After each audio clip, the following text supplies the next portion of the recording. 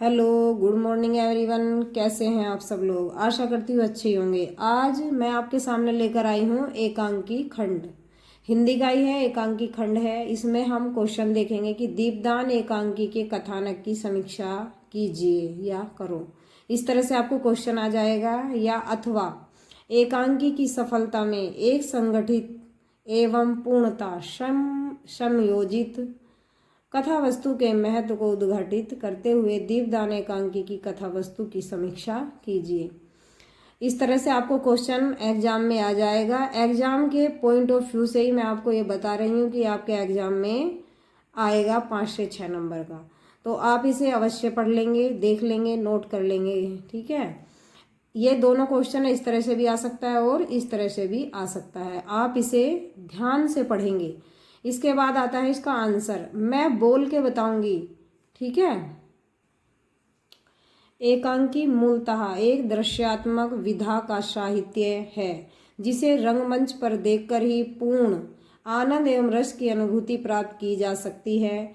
किसी भी विधा का साहित्य, चाहे वह दृश्यात्मक हो या श्रव्यात्मक, दृश्य देखने का होता है और श्रव्य सुनने का होता है। उसकी सफलता और असफलता उसकी कथा वस्तु पर एवं चयन प्रस्तुति पर निर्भर करती है। अर्थात कथा वस्तु या कथानक के रूप कथानक के पूर्ण रूप से संगठित एवं समायोजित होने से ही दर्शक और पाठक उससे अपना सामंजस्य स्थापित कर पूर्ण रस की अनुभूति कर पाते हैं। एकांकी की कथा वस्तु की समीक्षा उसके आरंभ, विकास, चरम सीमा और समाप्ति अथवा परिणति के तत्वों पर की जाती है। समाप्ति और परिणति एक ही बात होती है। कथा वस्तु के समीक्षा तत्वों पर दीपदान एकांकी की समीक्षा निम्नलिखित है। सबसे पहले आता है आरंभ, कि उसकी शुरुआत कैसे की जाती है। दीपदान एकांकी का आरंभ ही गीत एवं नृत्य के साथ होता है, जो महल में आयोजित किसी महोत्सव की सूचना स्वयं में ही दे देता है। सभी तत्व दीपदान एकांकी के आरंभिक संवादों, पन्ना, धाय और कुंवर के संवादों से पूर्णता उद्घाटित हो जाती है। कुंवर का पन्ना धाय को महल में आयोजित महोत्सव के विषय में बताते हुए वहां जाने की जिद करना, और पन्नाधाय उसे कहती है कि तुम चित्तौड़ के सूरज एवं राजवंश के दीपक कहकर महोत्सव में जाने से मना कर देती है। मना करना और कहना, चारों तरफ जहरीले सर्प घूम रहे हैं, किसी समय भी तुम्हें डस सकते हैं, कथानक अथवा कथावस्तु की प्रमुख समस्या को बड़ी ही सरलता से उद्घाटित कर देती है।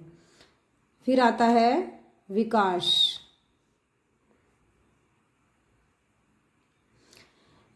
एकांकी विकास से अभिप्राय एकांकी के कार्य, व्यापार एवं संघर्ष को पूर्णता दर्शकों एवं पाठकों के समक्ष प्रस्तुत करने और कथानक को चरम सीमा तक ले जाने से है।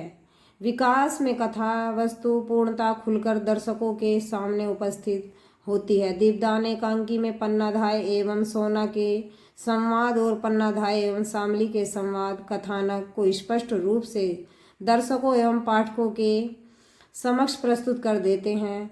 पन्नाधाय को कुंवर की हत्या के षड्यंत्र के बारे में पता चलता है। षड्यंत्र के बारे में पता चलना और बनवीर से सामना होना और कीरत बारी का कुंवर को महल से के बाहर ले जाना एकांकी को उसके चरमोत्कर्ष अर्थात चरम सीमा पर ले जाने का कार्य करता है। चरम सीमा एकांकी की कथा वस्तु की समीक्षा में चरम सीमा से अभिप्राय ऐसी अवस्था से है जहां पर कथा वस्तु ऐसा मोड़ लेती है कि दर्शक या पाठक के लिए एकांकी के अंत को समझना कठिन हो जाए। दीपदान एकांकी की चरम सीमा कीरतबारी के द्वारा कुंवर को महल से बाहर ले जाने के उपरांत आरंभ होती है। एकांकी में यही वह स्थान था जहां कथा वस्तु चरम सीमा पर पहुंचती है, क्योंकि पन्नाधाय के समक्ष जीवन एवं मरण की समस्या विकराल रूप धारण करती है। कुंवर महल से बाहर जा चुके हैं और बनवीर का कक्ष में प्रवेश करना निश्चित था। ऐसे समय पाठक पूर्णता निस्सहाय होकर पन्नाधाय के किसी भी निर्णय निर्णय को समझने में, उसका अंदेशा लगाने में असमर्थ होता है। समाप्ति अथवा परिणति। परिणति से अभिप्राय एकांकी की समाप्ति से है, जहाँ एकांकीकार एकांकी को समाप्त करते हुए उसके अंत से दर्शकों और पाठकों को परिचित करवा देते हैं। दीपदान एकांकी की परिणति या समाप्ति पन्नाधाय के उस निर्णय से आरंभ होती है जब वे कुंवर के प्राणों की रक्षा के लिए अपने पुत्र चंदन का बलिदान करने का निर्णय लेती हैं।